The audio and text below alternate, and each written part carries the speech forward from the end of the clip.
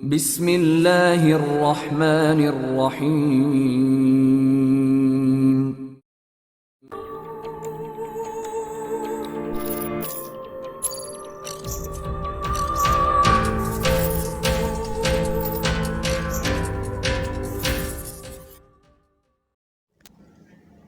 السلام علیکم دوستو، Spargo Imran series novel by Mazhar Kaleem MA۔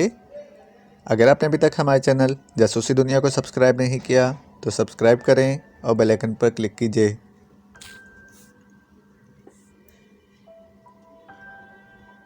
اس لیے میں یہاں آیا ہوں، رچرڈ نے جواب دیتے ہوئے کہا، اور پھر اس سے پہلے کہ مزید کوئی بات ہوتی، دروازہ ایک بار پھر کھلا اور ایک نوجوان اندر داخل ہوا۔ باس، چیف کا فون ہے، آنے والے نوجوان نے رچرڈ سے کہا۔ اوہ اچھا، رچرڈ نے کہا اور تیزی سے دروازے کی طرف بڑھ گیا۔ اس کے پیچھے اطلاع دینے والا نوجوان بھی باہر نکل گیا۔ اس کا مطلب ہے کہ ہماری تمام پلاننگ مکمل طور پر فیل ہو گئی ہے، عمران نے مسکراتے ہوئے کہا۔ ظاہر ہے، حالانکہ میں نے کمرے کو گائیکر سے چیک کیا تھا، لیکن نہ جانے وہاں کیسی نئی مشینری نے سب تھی۔ بہرحال اب ان کے آنے سے پہلے ہمیں ان کرسیوں سے نجات حاصل کرنی ہے، صدیقی نے کہا۔ اچھا، تو تم ابھی تک سوچ ہی رہے ہو، عمران نے کہا، اور دوسرے لمحے کھٹک کی آواز کے ساتھ ہی عمران کے جسم کے گرد موجود راڈز غائب ہو گئے، اور اس کے ساتھ ہی عمران تیزی سے اٹھ کر کھڑا ہو گیا اور تیزی سے دوڑتا ہوا دروازے کی طرف بڑھ گیا۔ اس نے انتہائی پھرتی سے دروازہ اندر سے لاک کیا اور پھر اسی طرح دوڑتا ہوا واپس آیا، اور پھر اس نے ہر کرسی کے عقب میں جا کر بٹن پریس کیے تو کھٹک کھٹک کی آوازوں کے ساتھ ہی راڈز غائب ہوتے چلے گئے۔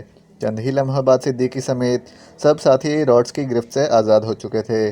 سنو، اب کھلی جنگ شروع ہو چکی ہے، اور فون آنے کا مطلب ہے کہ مادام لورین نے آنے سے انکار کر دیا ہوگا۔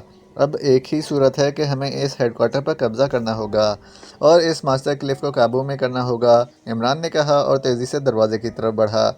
اس نے دروازے کا لاک کھلا ہی تھا کہ اسے دور سے تیز تیز قدموں کی آوازیں دروازے کی طرف بڑھتی سنائی دیں۔ سائڈ پر ہو جاؤ، آنے والا ایک ہی ہے اور ہم نے اسے زندہ پکڑنا ہے، عمران نے آہستہ سے کہا اور تیزی سے دروازے کے ساتھ دیوار سے لگ کر کھڑا ہو گیا۔ باقی ساتھی بھی تیزی سے سائڈوں میں کھڑے ہو گئے۔ دوسرے لمحے دروازہ کھلا اور رچرڈ ہاتھ میں مشین گن پکڑے تیزی سے اندر داخل ہوا، لیکن اس سے پہلے کہ خالی کرسیاں دیکھ کر وہ اچھلتا، عمران اس پر جھپٹ پڑا اور اس کے ساتھ ہی ٹائیگر نے بجلی کی سی تیزی سے اس کے ہاتھ سے مشین گن جھپٹ لی۔ دوسرے لمحے رچرڈ ہوا میں اچھلا اور چیختا ہوا نیچے گرا ہی تھا کہ عمران کی لات حرکت میں آئی اور رچرڈ کا جسم ایک جھٹکا کھا کر ساکت ہو گیا۔ یہ سب کچھ پلک جھپکنے میں مکمل ہو گیا تھا۔ ہمیں اور اسلحہ حاصل کرنا ہوگا، نہ جانے یہاں اور کتنے لوگ موجود ہوں، عمران نے کہا اور پھر ٹائیگر کو اپنے ساتھ آنے کا اشارہ کر کے وہ دروازے سے باہر نکل گیا۔ ٹائیگر، جس کے ہاتھ میں مشین گن تھی، تیزی سے اس کے پیچھے باہر چلا گیا۔ عمران صاحب نے مجھے اشارہ نہیں کیا، حالانکہ میرا خیال ہے کہ اب ہمارا علیحدہ رہنا بیکار ہو چکا ہے، صدیقی نے کہا۔ شاید وہ افراد کی زیادہ بھیڑ بھاڑ باہر نہ لے جانا چاہتے ہوں، چوہان نے کہا، اور پھر تقریباً 20 منٹ بعد عمران واپس آ گیا۔ یہاں 8 افراد تھے، میں نے انہیں ہلاک کر دیا ہے، یہاں اسلحہ بھی موجود ہے، تم باہر جاؤ اور ان میں سے جس کی یونیفارم تمہیں فٹ آئے وہ پہن لو اور اسلحہ بھی لے لو۔ میں اس دوران اس رچرڈ سے ضروری معلومات حاصل کر لوں، پھر ہمیں فوری یہاں سے نکلنا ہوگا، عمران نے کہا، اور اس نے جھک کر فرش پر پڑا ہوا بے ہوش رچرڈ اٹھا کر کرسی پر ڈالا تو صدیقی نے کرسی کے پیچھے جا کر بٹن پریس کر دیا اور رچرڈ کا بے ہوش جسم راڈز میں جکڑا گیا، جبکہ باقی ساتھی تیزی سے باہر چلے گئے تھے، لیکن صدیقی وہیں رک گیا تھا تاکہ عمران کا ہاتھ بٹا سکے۔ لیکن اسی لمحے جب باہر سے دوڑتے ہوئے قدموں کی آوازیں سنائی دیں تو وہ دونوں بھی چونک پڑے۔ دوسرے لمحے چوہان ہاتھ میں ایک کارڈلیس فون پیس اٹھائے اندر داخل ہوا تھا۔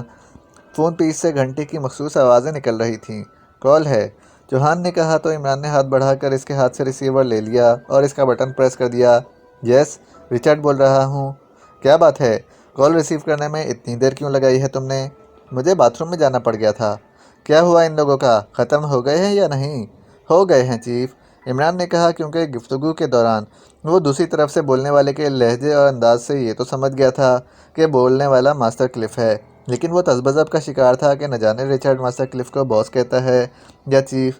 پھر اچانک اس کے ذہن میں اس آدمی کی بات آ گئی جس نے آ کر رچرڈ کو کال آنے کی اطلاع دی تھی۔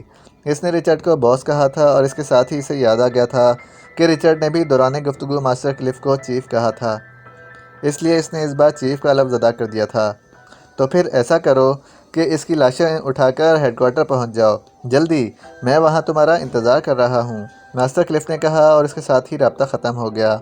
عمران نے فون آف کر کے فون پیس واپس چوہان کی طرف بڑھا دیا اور خود اس نے آگے بڑھ کر دونوں ہاتھوں سے رچرڈ کا ناک اور منہ بند کر دیا۔ چند لمحوں بعد جب اس کے جسم میں حرکت کے تاثرات نمودار ہونے لگے تو عمران نے ہاتھ ہٹا دیے اور پیچھے ہٹ گیا۔ تھوڑی دیر بعد رچرڈ نے کراہتے ہوئے آنکھیں کھول دیں اور اس کے ساتھ ہی اس نے بے اختیار اٹھنے کی کوشش کی، لیکن ظاہر ہے روڈز میں جکڑے ہونے کی وجہ سے وہ صرف کسمسا کر ہی رہ گیا تھا۔ تم لوگ کیسے آزاد ہو گئے ہو؟ کیا تم لوگ جادوگر ہو؟ اس نے انتہائی حیرت بھرے لہجے میں کہا۔ تم اس بات کو چھوڑو، یہ ترکیب اگر تم زندہ رہے تو تمہیں بتا دیں گے۔ تو تم مجھے بتاؤ کہ تمہیں ماسٹر کلف نے کال کر کے کیا حکم دیا تھا؟ وہ خود کیوں نہیں آیا مادام لورین کے ساتھ؟ اس نے کہا تھا کہ مادام لورین نے اس اڈے پر آنے سے انکار کر دیا ہے۔ اس نے کہا ہے کہ جب تک تم لوگ لاشوں میں تبدیل نہیں ہو جاتے اس وقت تک تمہارے پاس جانا خطرناک ہے، بلکہ اس نے چیف کو بھی منع کر دیا تھا، اس لیے چیف نے مجھے حکم دیا تھا کہ میں جا کر تم لوگوں کو ہلاک کر دوں۔ میں یہاں آیا تو تم سب پراسرار انداز میں آزاد ہو چکے تھے، میرے تصور میں بھی یہ بات نہ تھی، ورنہ میں ہوشیار ہو کر یہاں آتا۔ رچرڈ نے جواب دیا، تمہارا ہیڈ کوارٹر کہاں ہے؟ اسپرانک روڈ پر مشہور عمارت ہے، باہر پولیس ہیڈ کوارٹر کا بورڈ بھی موجود ہے۔ ماسٹر کلف کا حلیہ کیا ہے؟ تمہارے ہیڈ کوارٹر میں کتنے آدمی ہوں گے؟ عمران نے رچرڈ سے حلیہ پوچھنا شروع کر دیا اور مختلف انفارمیشن لینی شروع کر دی۔ وہ تو ہر وقت پولیس آفیسرز اور گارڈ سے باہر آ رہتا ہے، مگر تم کیوں پوچھ رہے ہو؟ تم مجھے رہا کر دو، میں وعدہ کرتا ہوں کہ تمہیں خاموشی سے اسپارگو سے باہر نکال دیا جائے گا۔ فی الحال ہمیں واپس جانے کی کوئی جلدی نہیں ہے مسٹر رچرڈ، اس لیے تم تو چھٹی کرو، عمران نے کہا، اور پھر وہ صدیقی کی طرف مڑ گیا۔ باہر سے مشین گن لے آؤ، عمران نے بغیر نام لیے صدیقی سے کہا، اور صدیقی خاموشی سے مڑ کر دروازے کی طرف بڑھ گیا۔ مجھے مت مارو، میں ابھی مرنا نہیں چاہتا، پلیز مجھے مت مارو، رچرڈ نے بے اختیار ہذیانی انداز میں چیخ چیخ کر کہنا شروع کر دیا۔ اگر تم زندہ رہنا چاہتے ہو تو پھر تمہیں ہمارے ساتھ مکمل تعاون کرنا پڑے گا، میرا وعدہ کہ نہ صرف تم زندہ رہو گے بلکہ کسی کو بھی معلوم نہ ہو سکے گا کہ تم نے ہمارے ساتھ تعاون کیا ہے۔ میں تیار ہوں، میں مرنا نہیں چاہتا، میں تیار ہوں، تم جو کہو میں وہی کرنے کے لیے تیار ہوں، مجھے مت مارو، رچرڈ نے جواب دیا۔ اس کا انداز اور لہجہ بتا رہا تھا کہ وہ موت کے خوف میں مبتلا ہو گیا ہے، اور شاید زندگی میں پہلی بار ایسی سچویشن کا سامنا اسے کرنا پڑا ہے جس میں اسے اپنی موت یقینی نظر آنے لگ گئی تھی، اس لیے وہ حوصلہ چھوڑ گیا تھا۔ دیکھو رچرڈ، تم ماسٹر کلف کے نائب ہو، اس لیے تمہیں ماسٹر کلف اور اس کی پولیس فورس کے بارے میں تمام تفصیلات کا علم ہوگا۔ ہم نے یہاں ایک مشن مکمل کرنا ہے جس کا کوئی تعلق اکریمیا یا اس کے مفادات سے نہیں ہے، بلکہ اس کا تعلق کافرستان سے ہے۔ کافرستان ایک چکر چلا کر یہاں ایکریمیا کے میزائلوں کو پاکیشیا کے ایٹمی مراکز پر فائر کر دے گا۔ حکومت ایکریمیا نے حکومت پاکیشیا کو گارنٹی دے دی ہوئی ہے کہ ایکریمیا پاکیشیا کے خلاف BX میزائل فائر نہیں کرے گا، اس لیے پاکیشیا کو اب ان BX میزائلوں سے کوئی خطرہ نہیں ہے، اس لیے پاکیشیا ان میزائلوں کے خلاف کوئی مشن مکمل نہیں کرنا چاہتا، لیکن پاکیشیا کو خطرہ اس کافرستانی ایجنٹ سے ہے۔ حکومت پاکیشیا نے حکومت ایکریمیا کو جب یہ رپورٹ دی تو اس نے اسے تسلیم کرنے سے انکار کر دیا، اس لیے مجبوراً ہمیں یہاں آنا پڑا۔ ہم صرف اس ایجنٹ کو ٹریس کر کے ختم کرنا چاہتے ہیں، اور بس۔ یہ کام تو تم ڈاکٹر آسکر کو کہہ کر بھی کرا سکتے ہو، وہ کاسکو کا انچارج ہے۔ تم یہودی ہو اس لیے ڈاکٹر آسکر کی بات کر رہے ہو۔ ڈاکٹر آسکر یہودی ہوگا لیکن میں یہودی نہیں ہوں، رچرڈ نے جواب دیا۔ تو پھر تمہیں یہ تو معلوم ہوگا کہ یہودی بھی کافرستانیوں کی طرح پاکیشیا کے مخالف ہیں۔ اب بھی ہمارے خلاف تمام کارروائی ایکریمیا کے یہودی افسران کر رہے ہیں۔ مادام لورین ان یہودی افسران کی دباؤ کی وجہ سے یہاں ہمارے خلاف کام کر رہی ہے، اس لیے ڈاکٹر آسکر ہماری بات کیسے مان سکتا ہے؟ ہمیں خود ہی سب کچھ کرنا ہے، عمران نے کہا۔ تمہاری بات درست ہے، لیکن اس معاملے میں تمہاری کیا مدد کر سکتا ہوں، کیونکہ مجھے تو کیا ماسٹر کلف کو بھی معلوم نہیں ہے کہ کاسکو کہاں ہے، رچرڈ نے جواب دیا۔ اس کا لہجہ بتا رہا تھا کہ وہ درست کہہ رہا ہے۔ کاسکو کو ہم خود ہی ٹریس کر لیں گے، یہ ہمارا کام ہے، اصل بات یہاں ہمارا چھپنا ہے۔ ہمیں کوئی ایسی پناہ گاہ چاہیے جہاں تمہاری پولیس کا ہاتھ نہ پڑ سکے، اور کوئی ایسا طریقہ چاہیے جس سے ہم آزادی سے یہاں کام کر سکیں۔ ایک پناہ گاہ ایسی ہے جہاں چیکنگ نہیں ہوتی، اور وہ ہے ایکریمیا کے صدر کی رہائش گاہ، اسے پریزیڈنٹ ہاؤس کہا جاتا ہے۔ ایکریمیا کے صدر اکثر خاموشی سے یہاں آ کر کئی روز رہائش رکھتے ہیں اور یہاں کی رنگینیوں سے لطف اندوز ہوتے ہیں۔ پریزیڈنٹ ہاؤس میں نہ پولیس داخل ہو سکتی ہے اور نہ وہاں پولیس کے چیکنگ آلات ہیں، اور اس کے ساتھ ساتھ پریزیڈنٹ ہاؤس کا عملہ بھی ہر قسم کی چیکنگ سے مستثنیٰ ہے۔ انہیں مخصوص ریڈ کارڈز جاری کیے گئے ہیں اس کے علاوہ تو اور کوئی جگہ نہیں ہے۔ پریزیڈنٹ ہاؤس میں کتنا عملہ رہتا ہے؟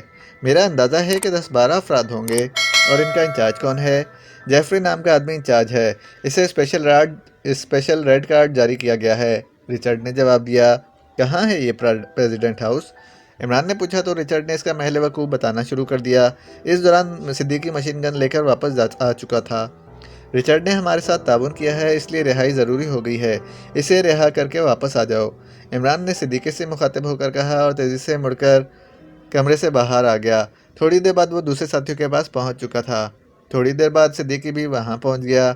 میں نے اسے ہلاک کر کے راڈز کی گرفت سے بھی رہا کر دیا ہے، صدیقی نے کہا تو عمران نے اس بات میں سر ہلا دیا۔ باہر پورچ میں پولیس کار موجود ہے۔ ہم نے اس کار میں یہاں سے نکلنا ہے اور پریزیڈنٹ ہاؤس پہنچنا ہے۔ President house? وہ کون سی جگہ ہے؟ سب نے چونک کر پوچھا تو عمران نے رچرڈ سے ہونے والی تمام گفتگو دہرا دی۔ اوہ ویری گڈ، یہ تو بہت محفوظ جگہ سامنے آ گئی ہے، چوہان نے کہا۔ ہاں، ہم وہاں اپنا ہولڈ کر لیں گے اور وہاں کے آدمیوں کے میک اپ کر لیں گے، اس طرح ہم محفوظ بھی رہیں گے اور ہر قسم کی چیکنگ سے بھی محفوظ ہو جائیں گے۔